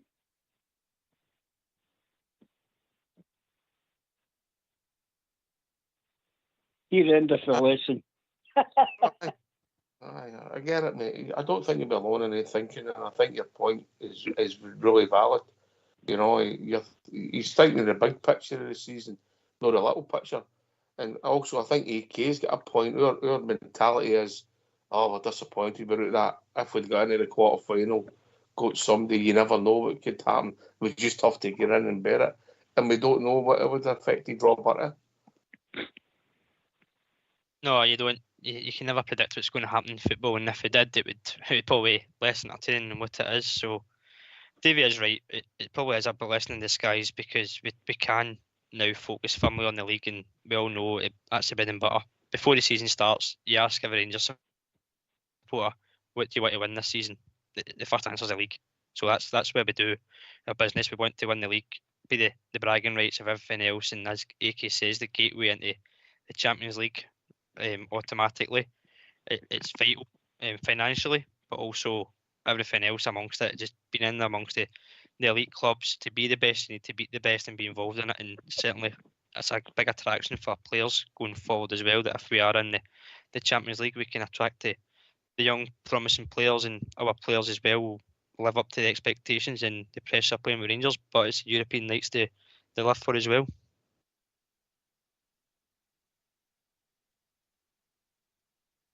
Interesting, AK, to get the players' thoughts on it. You know, on it. Not in an interview, to get their real thoughts on it, yeah? Aye, well, they want to be on that European platform. You know, that's a big part of the reason why they joined the club. I mean, I think that the attraction, you could say, for Gerrard when he was their manager, then he was a big factor in players coming to our club. Obviously, the players were there generally. When Clement came in, he's brought in Silva, he's brought in Cortez. You know, guys of that ilk, Diamande Tay. Was Clement a factor in that? I think he was, because the guys would know the pedigree and the background that Clement brings, but also the guys will watch European football, you know, and they'll see Rangers in latter stages of European tournaments, so they know what it is to be there. They want a part of that. That's what players do, you know. They see successful teams, and you know they try to progress their own careers at different stages of their own careers. So they want the European football, but unfortunately we've came unstuck. But now it's about character and about resetting and about, right, go and dust yourself down now. It's about attitude now. Change your attitude, show the winning mentality, because that's also a big factor to bump on your career. You know, other players or our managers or suitors that could be coming in for their players in the future, they'll ask about what their attitude's like. I mean, there are plenty of players showed great ability over the years, but they didn't have the attitude to match it.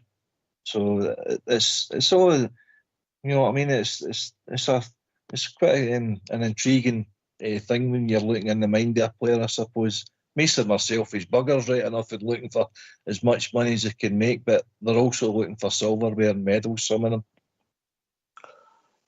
If I'm being honest, even last night with this team we've got at the moment, you know, the Motherwell game was really frustrating and all that, and we didn't play well, and there was players, I didn't think Raskin particularly, he had quite a poor first half, and we huffed and puffed. But what I can't fault, even last night as well, is this group, this season, they have got a decent attitude all day there. That's the way you've got to look at it, Ox. And some of the negativity, just I can't believe, and I don't read newspapers for a start. But some of the, on social media, some of the criticism they're getting is way out of order, I think. But everybody's got a point and everybody's got the right to vent their point. But if you've got to be realistic, as Alex says and Robert was saying, and yourself, the game that's coming now is the biggest game. When you look at the section that we came out of there, we were at one point, we weren't even going out to get into the conference.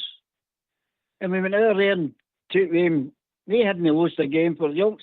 And that was a massive achievement. You take all these, you take them, you keep them, you move on. But there's a point where you come up and you hit the brick wall. And unfortunately, we hit the brick wall last night. We just couldn't do it. And I think that's basically because we're running on a bit of less gas, I think. Because some of them look really pretty. Lawrence looked knackered. Aye. Anyway, we'll be driving Big Bucker Southside, even Southside. How's it going, mate? It's like listening to the eyes there, isn't it? Old Davey. How you doing? How you doing, Davey? All right, AK, Robert. I'm always good to you. How you doing, pal? Aye, good. A bit disappointed just on the goal we lost last night.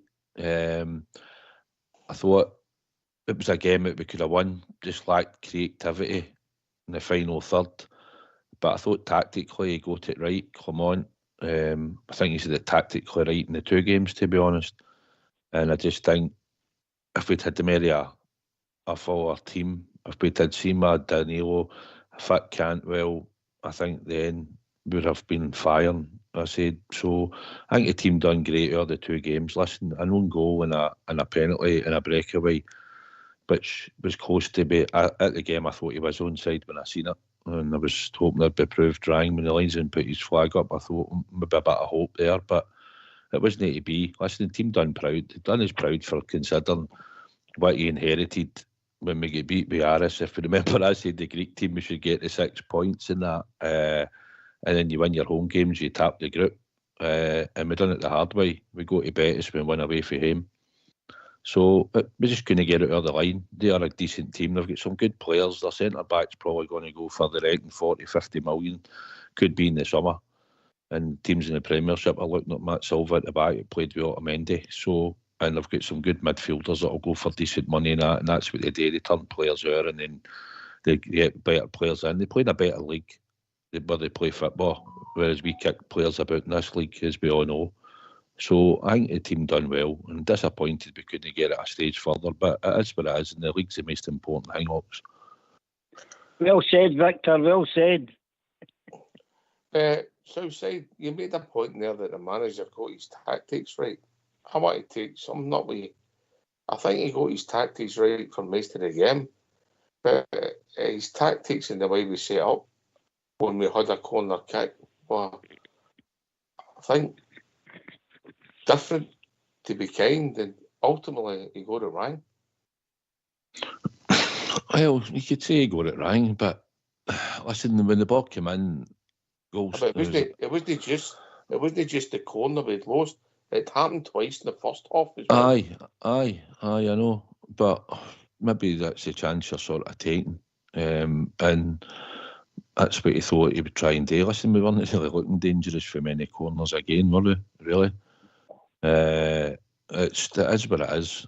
I still think tactically he nullified them pretty well. I thought we had good chances where we kept the ball for wee spells and managed to get it forward. It was just Tom Lawrence didn't get in the game enough to create. Dessers done hard work, but never really got him into a position where he could have given him the chance. But you think, well, you've got to score.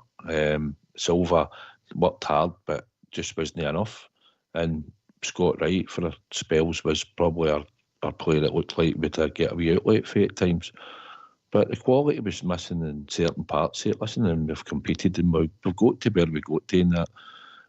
The league's the most important thing at the end of the day. I would like to have probably beat them. It would have been a great scout and a decent team with a big budget. And with a depleted squad that we had running on empty, it would have been a fantastic achievement. But it wasn't. So we're just concentrating on getting these 2 cups won.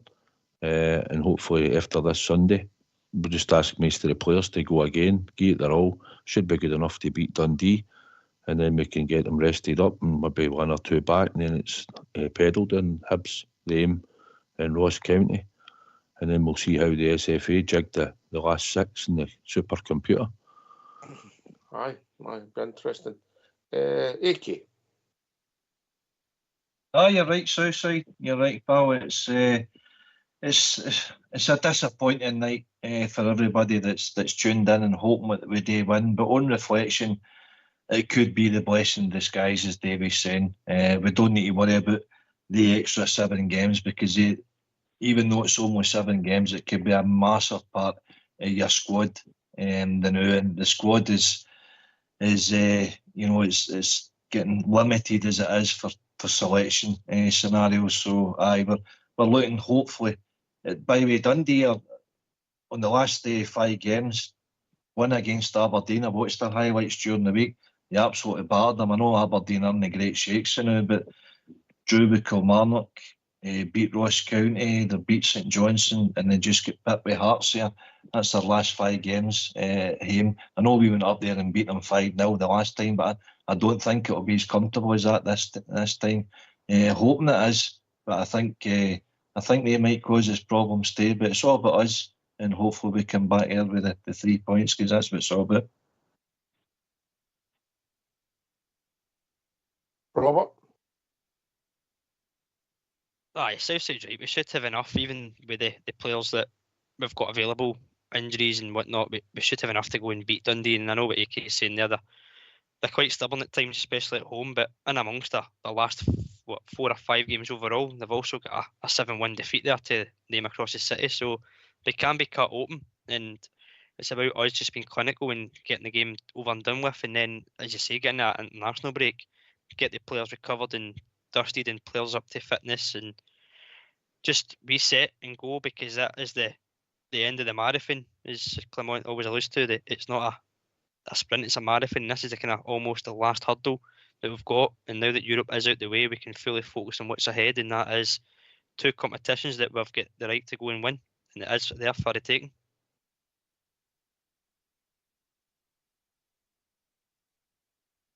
Aye. No, I think Southside's making a similar point in a different way that old Davey made. Do you pick that up, Davey? Aye, spot on it, it is. But I mean, I'm fussy Alex talking about. I was watching him and all, and I said this is going to be hard. They were running. They've got some wee young boys up there, and if we are not up for it, it could come back and bite us in the bum. But I think the players will be up for it. They know that's Europe going, so they know what's in front of them, and they know how massive that is. They can actually reach out and touch, say, cups. That's how close we are.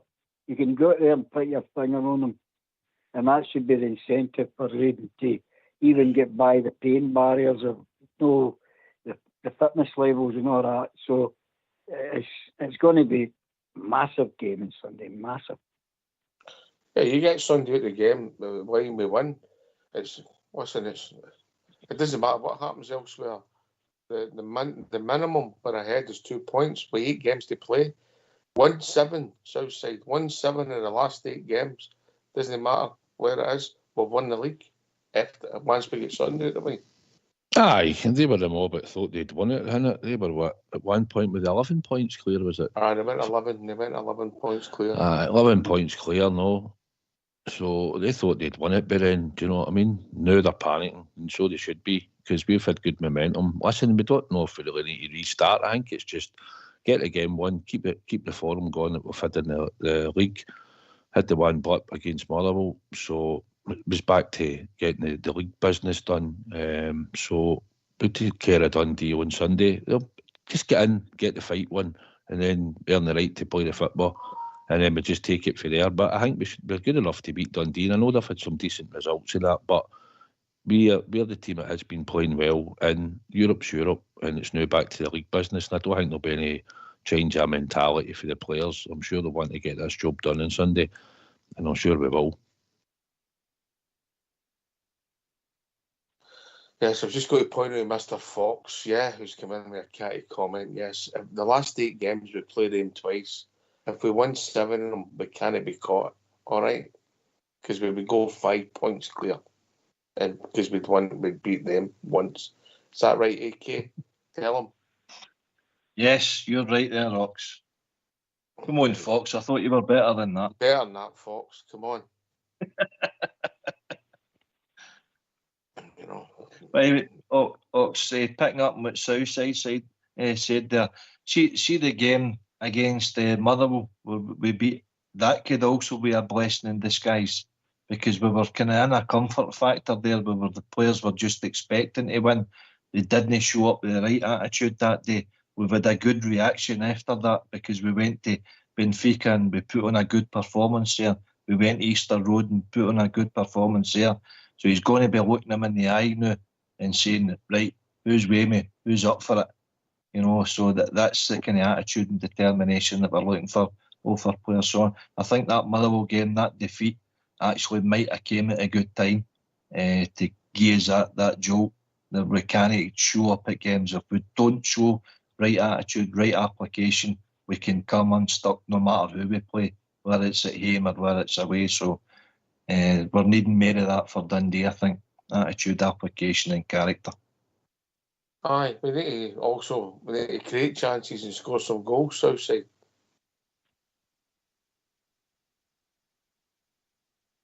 Aye, we need to start creating chances. As I said, Dessers has worked hard up there, but he's not been just getting himself into scoring chances there. He worked hard, but it's not good enough, and the team need to start creating. Did you just pick a team earlier? Aye, did you just pick teams and stuff? Oh, aye? Mate, I would get them to name them, but are you sitting down? Aye, I'm Right, sitting okay. down now. Aye. I'll let young Robert go first, and then I'll let AK come in with his. Wait to hear this. Right, on you go, Robert. Butland, Tavernier, Golson, Suter, Barisic, Lundstrom, Raskin, Wright, Lawrence, Silva, Roof. Richie, Shearer, Caldo, Greg McKinnon, Baxter. Right, wait to hear this. It goes from bad to worse. Does it? Oh, no. Butland, Tav, Suter, Balogun, Ridvan, Lundstrom, Lawrence, Wright, Cantwell, Silva, Dessers. Oh, I've heard enough. Right, so what You should have chucked it when you put Balogun in. Yeah, where about you picking 0-0s and an over 2.5 goals? What do you mean a 0-0? 2 0-0s? There wasn't 2 0-0s.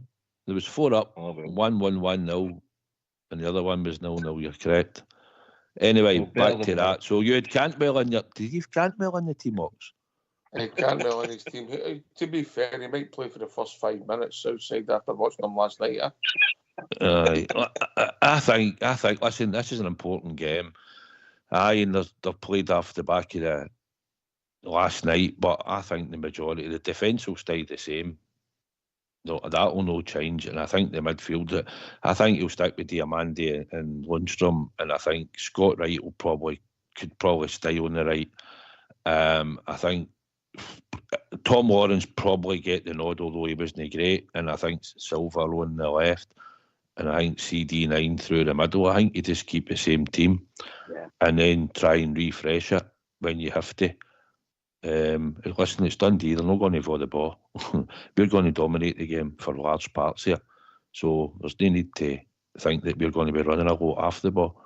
So it's a different game, but you're asking them just to go again for the last time, and you could make maybe one. If you took Tom Lawrence out the team, then you could maybe move Diamandi up one and maybe bring Raskin in. I think, but that's about it. I don't think there'll be much change for Ox. Between the two of them, they had Barisic, Balogun, Cantwell, Raskin, starting, a Roof. Right. Yeah. Should I put that one out? Probably half the listeners are all rolling about laughing at it. No, should put that one out earlier. So am I, Davey. To be fair, South, they weren't laughing because we named the team after the Southside Super Six, so they just stopped laughing. Well, that's fair enough. That's fair enough. I'll take that. I don't mind that, Davey. Davey. It's all right, Davey. I don't feel any feelings. You're all right, mate. It doesn't bother me. But it's an important game. Let's not be kidded. We need the 3 points. That majority of the team that we've seen the last two games has got the most fitness in it. Obviously, Scott Wright's just come back in, but him aside, most of them have got the most fitness about them.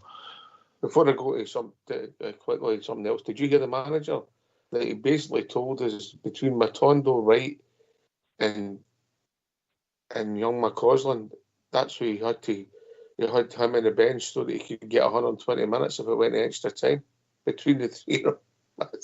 Is that what he said? Aye, that's what he alluded to, wasn't it? Aye, he basically did. Listen, I know you're having a bit of fun picking holes in our team, but I think Rob and I are just wanting to refresh a wee bit. I think that's part of the problem. See, when you see the team and they're starting lethargic and they don't, get out the box quick, you've got an opportunity there where you probably should be shaking the team up. All right, the personnel isn't there that we want to come in. Who's going to bring Barisic in after his Kilmarnock performance? That's going to freshen things up, Robert. I will. And who started Raskin after his Murrable performance? And who played? I never started. And who Cantwell on his team or anybody with any brains would have seen last night? He's miles away from starting again. Yeah. Aye, but his ribbon was nice. His hair was nice. Right, so there we go. And that's without the rest. Anyway. But by the way, we still start with Essers. We've not got an option to drop him. You could drop him, but you could play Silva through the middle and put him on the bench. If you put somebody on the left. McCausland? No. Better him back to a collar.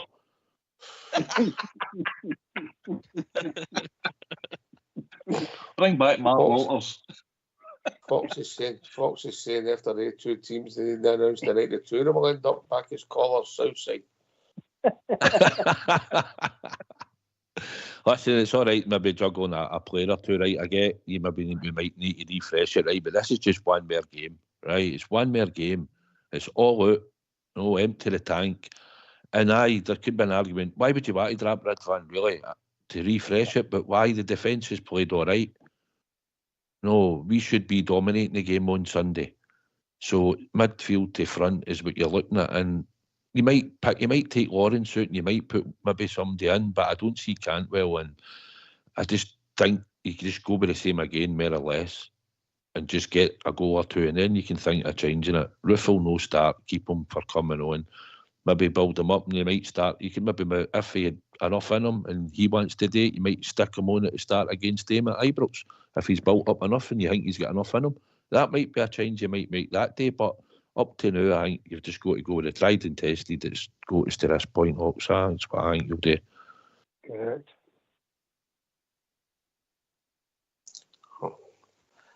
Fox. That's a bigger oops than your other one earlier on. Away you go, Mr. Fox. I'm not entertaining you with that one. I think Fox has been on the swallow today. I know. Can I come in a minute? Aye, of course, the voice of reason, David. On you go.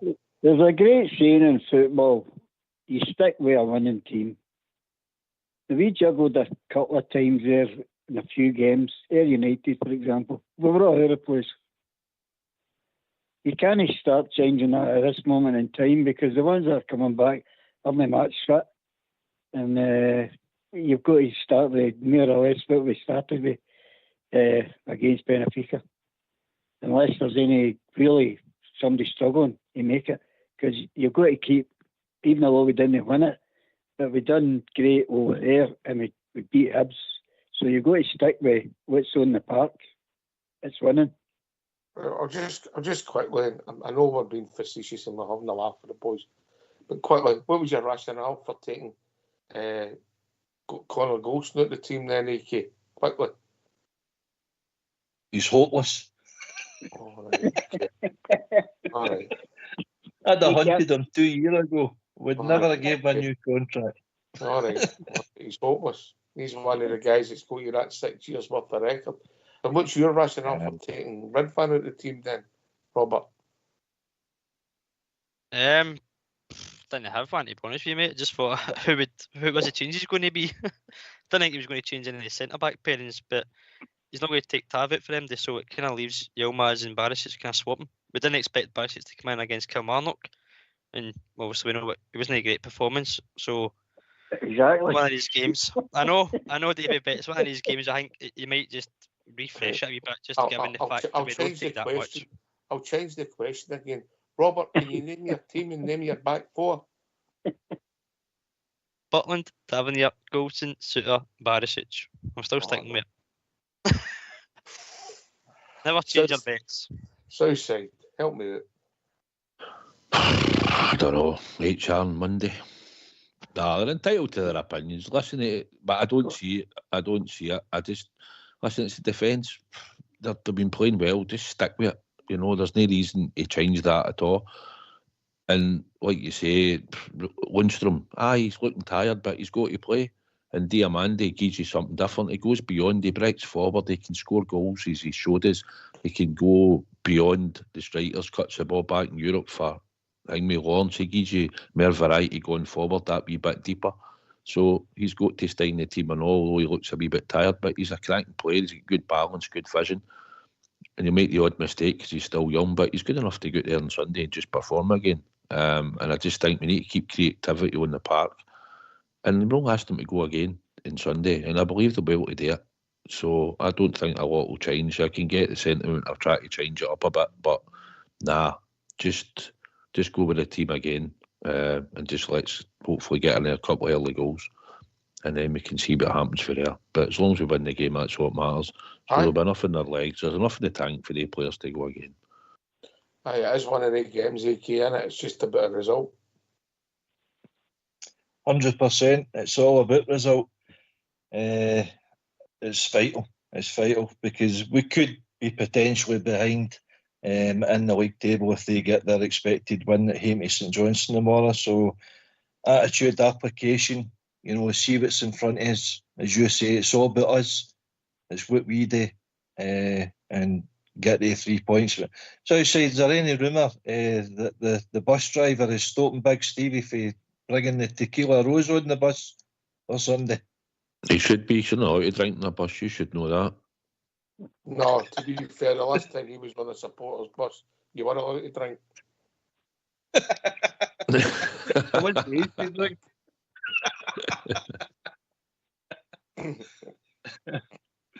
Right, yeah, okay. We've reached that time of the evening. Davey, last word, mate. Aye, it's been great listening to these guys. Good. But so all comes to fruition on Sunday, and we'll take a Bridgeman any day. And performance, if we get that, we'll take that as well. So it's been a great show. Thanks very much for taking my call, and stay safe, guys, and God bless the Rangers. Yep, always a pleasure, Davey. Always a pleasure, mate. Southside, before you disappear, mate. Aye, looking forward to Sunday. We trip up to Dundee, early start Sunday morning, but I think a big ways and we'll call at 9:30. So 3 points is what matters. Points to our performance, but if we can get a good performance, we'll take it. I'm sure we'll be loud and proud for the stands on Sunday, so looking forward to it. So come on the Rangers, 3 points, and then we can take a wee holiday for a fortnight, then get back to normal business and get this league win. Aye, now we freebie when the Southside Super Six starts on Saturday, mate. You'll be spending the bookies' money on Sunday. There you go. Well, that would be helpful, yep. Yep. Look forward to it. AK. Good show tonight again, Ox. Thanks to Davey and Southside to come in and join us. Thanks to Rob, yourself, the techie team, and everybody that's listening. Look forward to the weekend. Come on, the Rangers. Rob. Thanks for having me, mate. Good to be on with yourself and AK again. Back to league business. 3 points is a must. Let's go and do it, and rest up and get ready to go again. Here. Thanks to Davey for joining us, and Southside for nipping on. Always great to hear from the biggie. Thanks to Robert and AK for doing the show, and of course the one and only Mr. Fox and our old school boy in the background doing the technicals. This has been Rangers Radio, and this will please Mr. Fox. We'll be back at 11 a.m. on Sunday. We have pre-match shows. We build up to the Rangers victory away in D. Thanks for listening. Enjoy your weekend. Take it away. Old school blue.